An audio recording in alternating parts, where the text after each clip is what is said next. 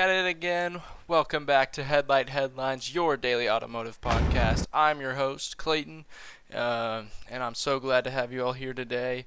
Remember, follow us on Twitter at HlightHlines, on YouTube, TikTok, and Instagram at Headlight Headlines. And with that, let's get right into it. Let me get this pulled up for us today. There we go. Alright, we're going to start things off here. We have the brand new reveal from Hennessy of their HP Venom F5 Roadster that is made apparently for 300 plus miles per hour. It says it'll cost about $3 million and there will be only 30 made for the limited production. This is the Roadster version of their previously made Venom F5.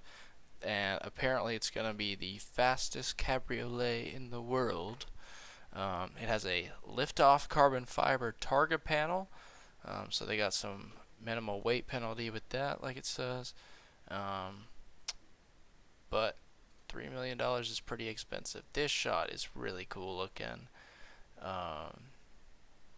Hennessy makes some crazy vehicles, and this one doesn't change that at all. You can see the steering wheel in here. It has no top. It's an interesting shape there. Got some crazy looking buttons on here. Can it beat the Bugatti? So they're trying to get it to beat the Chiron Super Sport, which had 305 miles per hour at the record for the production car speed, top speed record. So will this be able to beat it? I don't know. Let's see what other photos they have. So this blue color is really nice. The rear end to me is what looks crazy. Is those seats are crazy looking. Don't look super comfy, but they're cool looking. Yeah, like I said, got the ignition and all the buttons on the steering wheel thing. I don't know if it's called a wheel. Maybe it's called a yoke, like the Tesla. Really cool mirrors there on the side. I love this shot of the back right here. I wonder if there's like a lower one. I love the stance on this car. Oh, and then it has a little stand for the target top there. This thing is mean looking. So yeah, if you got $3 million, take a look into it. See if you can get your hands on one. Next up, we talked about this vehicle the other day a little bit, so it's an update. We talked about Acura's Precision EV, their SUV, and now we actually can see it here.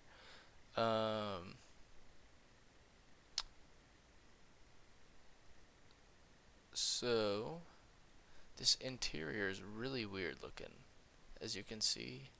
I mean, it's still like a concept.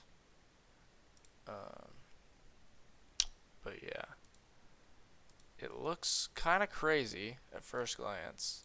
Like, it doesn't have any door handles, barely has mirrors or any of that in this picture. The wheels are cool looking.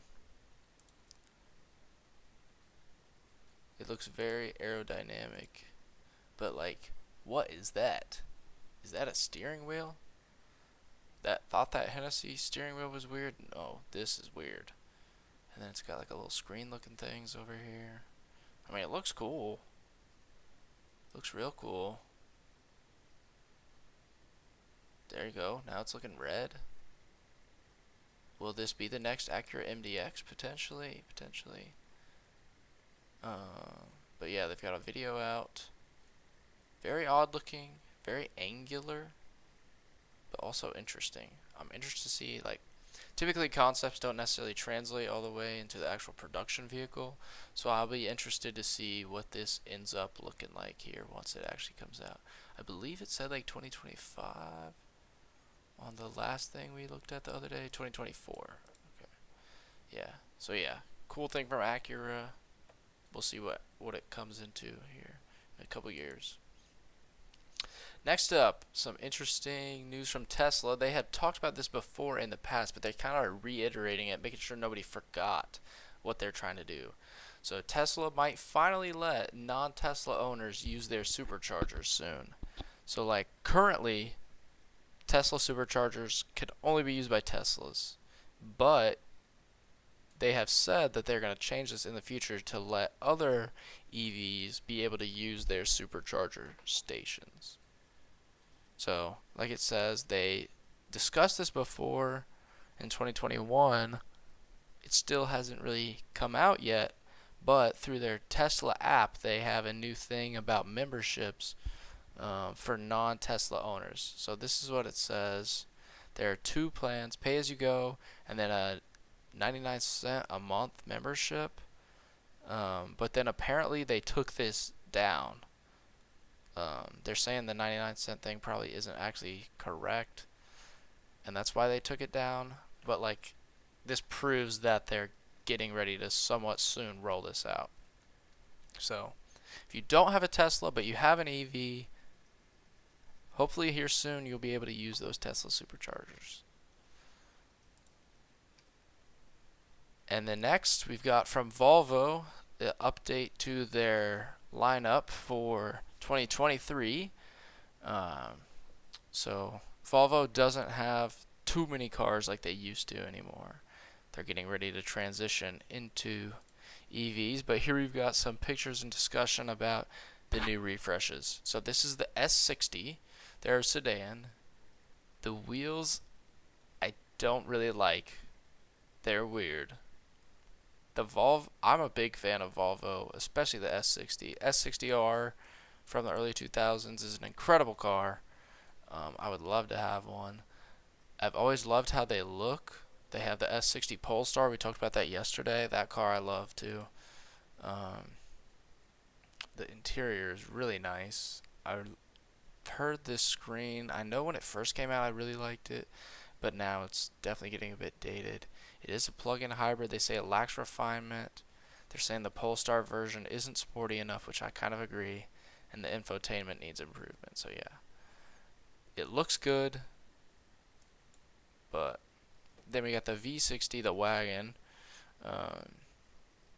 very similar to the S60, pretty much the same exact thing. Yeah. Then the S90, which is kind of like the more luxurious sedan that they sell.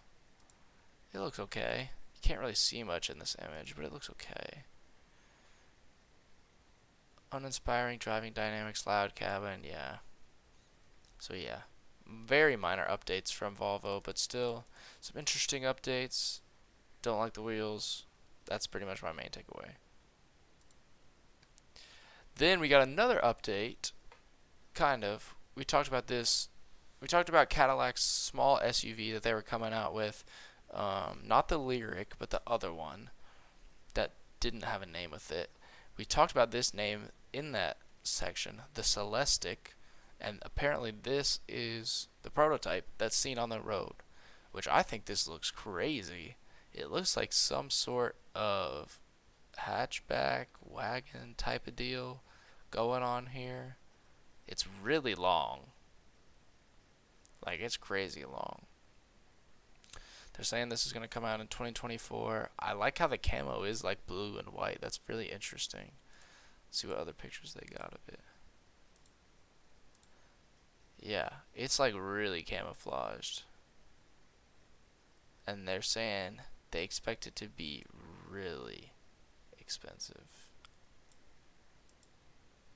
Hand built, and it's custom. So yeah, this is crazy. This car is going to be insane once it comes out. Wow, I did not even know about this really, but I'm really interested to see what this becomes. I can't say I like it yet because like I like the camo, how it's blue, but can't really tell anything else besides that. And then we got probably the craziest story of the day. Everybody was talking about this. It came out last night, I believe. The new Dodge Charger Daytona SRT concept is the new EV Challenger, basically. It still looks kind of like the Challenger. Obviously, it has a Charger nameplate on it, Charger Daytona SRT. So it kind of is like a hybrid of the Challenger and the Charger. So these wheels are very interesting. Let's see what else they really say about it. Just the 800-volt architecture they're saying. Oh no, that's just about the Hellcat. Not much about it, just pictures really. So let's look through them.